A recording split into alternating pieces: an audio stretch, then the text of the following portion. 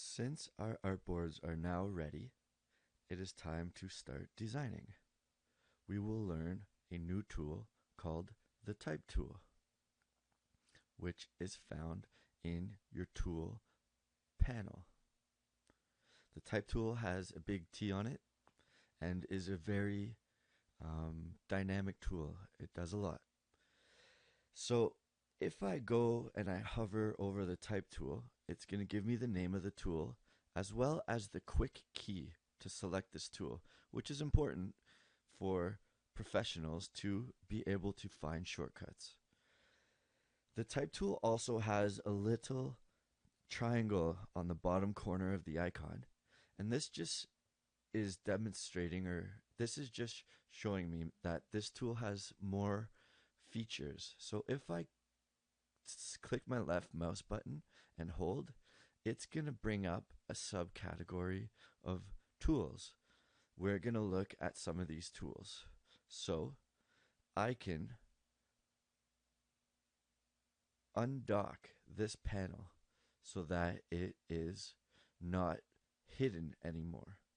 So the Type tool, once it's selected and I go onto my canvas, you will see that the marker, the mouse, has a different icon, this icon.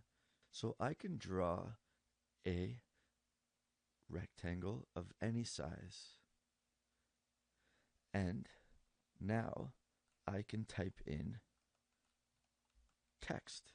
In this case, I am using my name. So once my text is typed, there are a few different ways of manipulating it. Right at the top in Adobe Illustrator will always be some basic functions for whatever I have selected. In this case, I used my black arrow tool, which is quick key V, very handy. Once I select it, you're going to see some options come up for the type. If I have my canvas selected, you're going to see different options at the top for my canvas. So whatever I have selected, in other words, will come up here, just giving me basic options. So I'm going to change the size of the text now in the options, as well as the font. Here we'll find something fun. I'll keep on increasing the size of my text and maybe find a cooler font. Oh my goodness, I think I have to. All right, font with flowers on the eyes. So I can move this font around. I can definitely change the sizes as I have just demonstrated. Sometimes I'll have different options like bold and italic. I can center font, float it to the right, float it to the left. So you can also align text very easily. And this is very important, obviously, for magazine layouts or an aligned website. So here I'm aligning to the artboard, which is pretty self-explanatory. So that's a good trick. I can align horizontally as well as vertically. So that would be the absolute center of my artboard. So let's just look at text a little bit more. So I have my piece of text. The font is now where I want it to be. I have a few more interesting options. If I open up a secondary secondary panel, window and panel are kind of interchangeable in this case, but I prefer to use panel, so I'm going to stick with that. So the type character panel opens up. I have the ability to change my font, ability to change the different types, so regular, bold, italic, etc. If I was to go to like an open type like Helvetica, I might have 30 different options of drop downs for fixing the weight and stuff. So I can also change the spacing between my letters, which is important, especially if some of your letters don't match up perfectly. So sometimes you'll have a font. Let's see if I can find one quick. Doing pretty good here. Here's an example.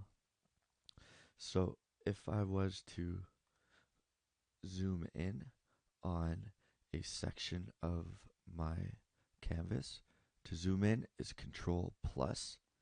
To zoom out is Control minus. On Apple, it's Command plus or Command minus. So you see right here, the M and the I aren't touching, but the rest of my letters are. So to me, this is improper typography. This is a mistake. With my type tool selected, I have the ability to get in there and alter specific letters. So I can alter the size of the letter. I'm just going to show you guys an example. Control Z to undo. And I can also alter the spacing between one letter and the next, which is called leading.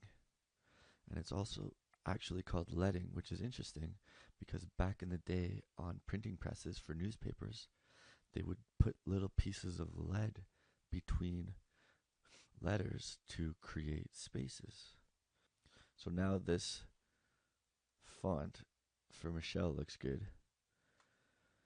I would even say that the O and the I here could use a bit of trimming, so I'll just bring that in closer. The L and the A, if I want to be really a perfectionist, that's a little bit better. So that's using the type tool, the type panel, to do a little bit more perfecting of my font. I also have the ability to, if I have my font on 2 lines, I have the ability to change the line space of my text between 2, to change my spacing between 2 lines.